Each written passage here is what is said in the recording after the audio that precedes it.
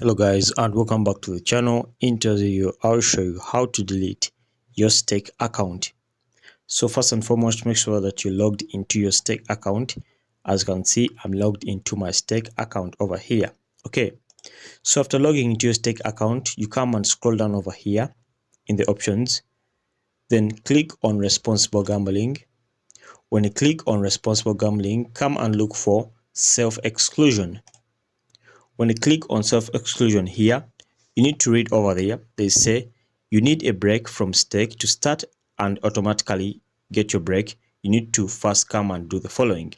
So as you can see, to self-exclude yourself, you need to first come and verify your email. Okay. So if you click and verify your email, you come and click on request for self-exclusion over here. Okay.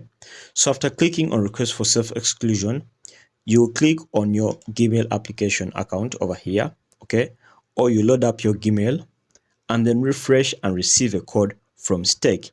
As you can see, this is a code over here. It shows that I need to verify my email. Okay, so it says welcome to stake.com.